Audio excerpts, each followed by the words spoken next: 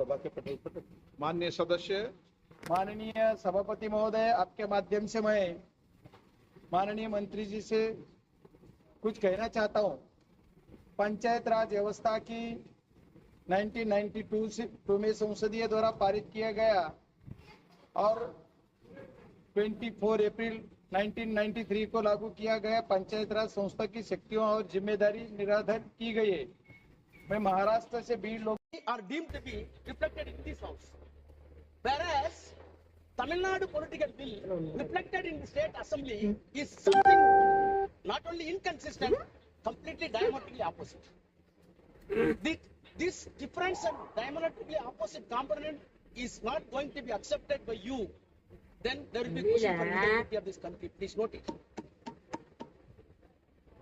Madam Chairperson, I want to take back the house in the year 1949, soon after the independence, when the constitution was made, the constitution making process was on. Of course, you will be happy that your own favorite leader, the Iron Man of this country, Sardar Vallabhbhai Patel, favorite leader of the government, they are celebrating with false claims. However, I want to put forth my views from the mouth of Sardar Vallabhbhai Patel, who was the chairman of the advisory committees for minorities in the Constitutional Assembly. He was the chairman. Who are all the members? President of India and President of the Assembly, Rajendra Prasad, Pandit Jawaharlal Nehru, later Prime Minister, Dr. Ambedkar, and Dr. Munshi. Headed by Sardar Vallabhbhai Patel, the committee took a decision and a report was placed before the Constitutional Assembly. The Constitutional Assembly report was placed on 25th May 1949. He himself says, I quote, a committee of 5 persons was appointed by the advisory committee, in which our revered president was also one of the members, Pandit Jawaharlal Nehru, myself, Mr. Munshi, and Dr. Ambedkar were the members of the committee. The committee met and made its report in February. Unquote. Finally, he placed the report and moved in the Constitutional Assembly. What was his prayer he was moving? I quote again. If they, that is Muslims, I quote, if they really have come honestly to the conclusion that in the changed conditions of this country, it is in the interest of the all to lay down real and genuine foundation of a secular state, then nothing is better for minorities than to trust the good sense and sense of the fairness of the majority and to place confidence in them. First part, unquote. Second part is very important. Again I quote, so also it is for us to happen to be the majority to think about what the minorities feel and how they are treated. But in the long run, it would be in the interest of the all forget that there is anything like majority and minority, this country and that India, there is only one community. With these considerations, sir, I beg to move that report may be adopted, unquote.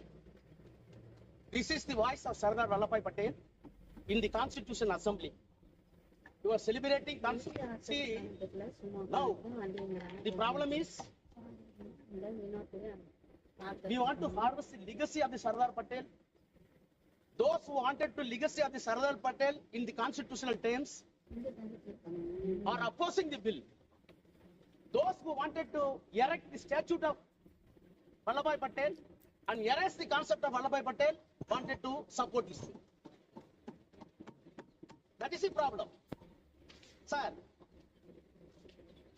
if I am permitted to go to the genesis of the work, which was originally enacted in the year 1954. After that, the Act was amended frequently 59, 64, 69. Thereafter, comprehensive amendments were made in the year 1984. My sincere question to the Treasury benches and the Honorable Minister. Right from the 1984, whenever amendments were brought in this House, there was a basis. There were deliberations. There were consultations with stakeholders, which which was appointed by either by the Parliament or by the President of India or the Prime Minister of India. 1984 amendment came into existence on the basis of the report submitted by the Spech Inquiry Committee appointed by the Government of India in the 1970 by the Parliament. So a committee was formed in the year 1970. The report was placed. After 14 years, the amendments were made. I surprised when I went through the document 1970. What a beautiful and sensible deliberation took place in 1970. In spite of that, the protest were made against 1970. Later, it came in 1984. Madam, if at all so many recommendations were made in 1970, the 1984 the Parliament was enabled to take two amendments. One is for limitation, which was extended to 30 years for the properties. The second one is the act applicable to the give of the properties. If you cannot enjoy the majority's confidence, you have to leave. That is the democratic setup in our country. Madam, amendment of section 36 subsection 3 is effectively taking away the power of the Waqf board. Regarding receiving of registration of Waqf and such events has been empowered. The central government in an indirect manner to control everything. All powers have been taken. Why you are not making it? The Honorable Minister, the Minister of Minorities will decide everything. He will be the supreme. Nothing is required. Finished. You can do it. Clause 20 of the bill amending of section 40 of the original act. If section 40 is deleted, Madam, the Waqf board power itself will be deathless doll. If section 40 is amended and section 40 is taken away, Waqf board will be a deathless doll only. If section 40, then there is no necessity to keep the Waqf board itself. Do not keep it. Keep the power with the minister of the central government. Minister will decide what is the necessity of the Waqf board. Everything will be done by him. Because the power to regulate and statutory Waqf board. This is complete. Madam, I will take some time, please. Complete reason I am reading very fast. I am going very fast. Waqf board. The proposed amendment bill under clause 21 seeking amendment of section 46 of the original act once again empowers the central government to make regulations with respect to so and so. Therefore, state power has been taken away. Does it not violate the federal structure of this country? Every power of the state government has been taken away. Only central will do it. That cannot be the violates the fundamental character of the Constitution. Clause 22, Amendment Section 47 of the Act. The proposed amendment empowers Central to call for the audit of any Waqf board by the CAG. How the CAG can make an audit? CAG can make an audit in a case of consolidated fund. CAG can make an audit in a consolidated fund under the Constitution. How CAG can make an audit beyond the consolidated fund? This is absolutely illegal and improper. Madam, Section 50, under the existing provision of the Waqf board, then come Section 83. By the proposed amendment, the members of the tribunal have been reduced to 2, and 1 person having knowledge of Muslim law. This has been done, it has been amended. Now the tribunal to order is the tribunal to High Court. Tribunal to High Court under appeal. Now it is a statutory appeal. There is no provision for condonation of delay if there is any delay is done. If a direct is a statutory appeal, you have not given any power to grant any interim relief to the persons. How can be an adequate remedy? Earlier it was that one could have gone on Article 226 of the Constitution for a judicial review. And High Court is having the power to condone delay and also to pass an interim order. This power you have also taken away. Therefore, this provision is not an adequate remedy so much as the Waqf property is concerned. Madam, please. Madam, the High Court has not given any power. Madam, 107 and 108. I am going very fast. I am getting very fast. I am not taking even the water even. The proposed amendment has an effect on the decision to replace the survey commissioner. Then the under clause proposed to section 107 of the Act is deleted and thereby non-applicability of the Limitation Act. That is due of the Limitation Act will be applied. If the Limitation Act will apply, so many disputes will come. This is the intention of the government. Open, सब खुलो अभी खुल दो रास्ता, India में चला लगा दो, हिंदू मुस्लिम लगा दो, यही तो इंटेंशन है उन लोग का. क्या होगा? It is not correct. This is completely bad. The proposal one and work and proposes significant. In Hemant Wajid sir has also criticized the concept of adverse possession as unjust, urging reforms to protect rightful property. Therefore, this is a clearly this is a clear attempt. This is a clear attempt on the part of the bill to curtail the right of the Muslims in our country. ये ठीक नहीं है, madam. Hindu या मुस्लिम का हसद मत छेड़िए, अपनी कुर्सी के लिए जज्बात को मत छेड़िए. एक जंग मिलजुल कर गरीबी के खिलाफ. दोस्त मेरे मजहबी लगभग में मत छेड़िए.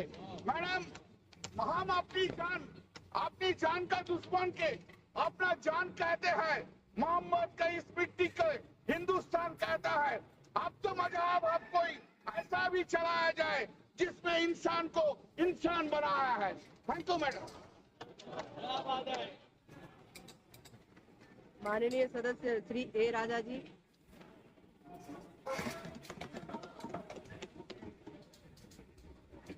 Madam Chairperson,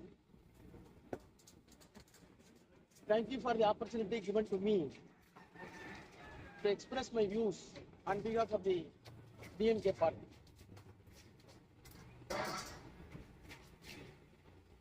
I have received the courageous speech of Honorable Minister.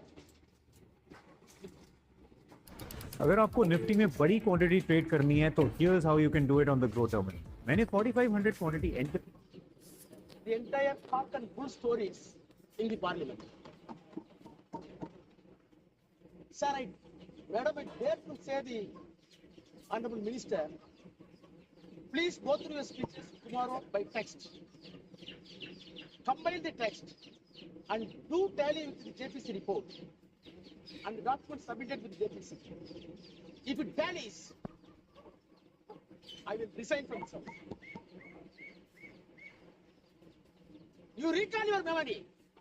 When you introduced this bill, you said what prompted to introduce this bill. One of the classical examples that has been given by you, the reason for this bill to be piloted when you introduced in Tamil Nadu, in Tiruchirappalli, entire village running thousands of acres were described as Spech property. JPC came into Tamil Nadu.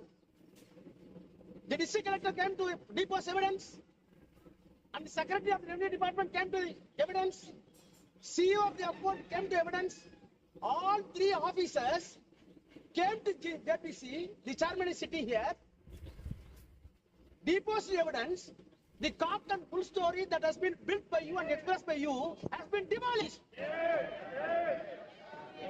In spite of the cock and bull story, no interference. No interference. Having said the cock and bull story, now we are coming a new cock and bull stories to say the parliament was given to Waqf. Sir, madam, the irony is that the minorities' rights are going to be protected by way of this bill, where the party is having no members of parliament in Muslim community. There is no Muslim MP to introduce and pilot the bill and support the cause of the bill. They are not able to produce a single member of parliament, and they are giving moral advice to us how the secularism can be protected. Madam Chairperson, today it is a remarkable day for the Indian Parliament to design our destiny, whether the country is going to travel, whether the secular country is going to travel in the path which was well beaten by the forefathers of the freedom fighters on the constitution, or a negative war as decided by the communal forces in the country. Sir, Madam, I want to start my debate, my speech, by going to the Tamil Nadu Assembly, passed a resolution. The resolution was moved, none other than the Chief Minister of Tamil Nadu, Sir N.K. Stalin. The resolution unanimously passed. The stand that I quote, our stand, the work bill introduced by the parliament against minority rights, against religious freedom, unconstitutional, contrary to the purpose of work, inconsistent with judicial findings, unnecessary and confusing. If passed, it will cripple the work institutions and harm the Muslim community. Therefore, the Assembly urges Union government to completely withdraw the unquote.